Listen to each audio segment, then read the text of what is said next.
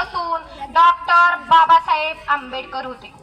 आता भिकारी गेलेला आहे आणि त्या सूटबूट घालणाऱ्या माणसाच्या समोर उभे राहिले आणि हात पुढे केला, म्हणे भीक द्या.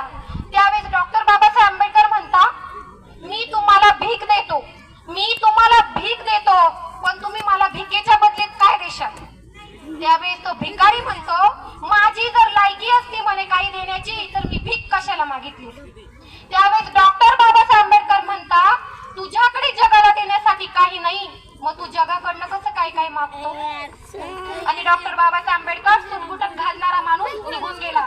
आता तो भिकारी विचार करू लागला, डोक्यात असंख्य प्रश्नांचा साठा पडला, विचार करायला लागला, हा माणूस असं म्हणून का गेला?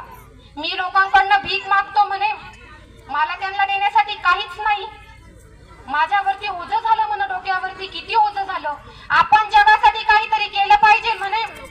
विचार करतो आणि बस स्टँडच्या शेजारी फुलांची झाडं लागलेली असतात आणि त्या झाडांना कोळी कोळी अशी फुले लागलेली असतात. भिकारी विचार करतो, ऐका, भिकारी म्हणतो, आपण एवढे फुलं तोडायचे, आपल्या जोडीमध्ये तोडायचे, ज्यावेळेस भीक मागायला जाऊन आपण त्यावेळेस भीक मागताना हात पुढा करायचा, भीक घ्यायची आणि एका हाताने जोडीतून फुलं काढायची आणि समोरच्या माणसाला द्यायची. असं करता करता लोकांच्या मनात प्रश्न पडला, सगळे बोलत होते, म्हणे एक भिकारी आहे बस स्टँडच्या शेजारी, त्याला भीक दिली का बाबा? काय भेटतं म्हणे? फुलंच भेटतात. असं करता करता त्याची भीक वाढत गेली आणि एक दिवस त्याला तो सूटबूट घालणारा माणूस त्याला दिसला आणि तो म्हणतो, हो बाबासाहेब, तुम्ही म्हटलं होतं ना भिकेच्या बदल्यात काहीतरी द्यायचं, आज मी तुम्हाला भिकेच्या बदल्यात काहीतरी देणार आहे.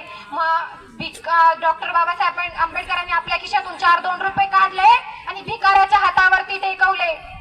त्यावेळेस भिकाऱ्याने काय केलं, जोडीत हात घातला आणि लगेच फुलं काढले आणि लगेच डॉक्टर बाबासाहेब आंबेडकरांच्या हातावरती ठेवले. त्यावेळेस डॉक्टर बाबासाहेब आंबेडकर म्हणता, तू भिकारी नाही म्हणे, तू भिकारी नाही, तू व्यापारी आहे. आता परत भिकाऱ्याला प्रश्न पडला, भिकाऱ्याच्या डोक्यात असंख्य विचार सुरू झाले आणि तो सूटबूट घालणारा माणूस तर निघून गेला, ते होते डॉक्टर बाबासाहेब आंबेडकर. आता भिकारी विचार करतो, मी भिकारी नाही, तो सूटबूट घालणारा माणूस तर म्हणून गेला तू व्यापारी आहे. असे हात वरती करतो आणि आकाशात बघतो आणि म्हणतो, मी भिकारी नाही, भिकारी नाही, भिकारी नाही, मी व्यापारी आहे, मी व्यापारी आहे, मी व्यापारी आहे. आता सूटबूट घालणारा माणूस निघून गेला. 2 वर्ष तो भिकारी त्या बस स्टँडच्या शेजारी दिसत नाही आणि 2-1 वर्षानंतर सूटबूट घालणारे 2 माणसं बसमध्ये दिसतात कंडक्टरला आणि सूटबूट घालणारे दोन्ही माणसं, एक असता कोण?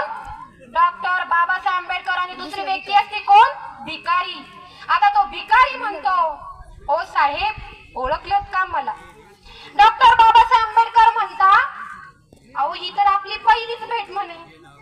अहो भिकारी म्हणतो, तुम्ही मला ओळखलं नाही, ज्यावेळेस तुमच्याकडे भीक मागायला आलो ना म्हणे, त्यावेळेस तुम्ही म्हटले जगाला काहीतरी द्यायचं असतं आणि त्याच्या बदल्यात दुसरी गोष्ट घ्यायची असती. त्यावेळेस तुम्ही मला कर्तव्य शिकवले आणि दुसऱ्या वेळच्या भेटीमध्ये तुम्ही मला माझं ध्येय शिकवलं.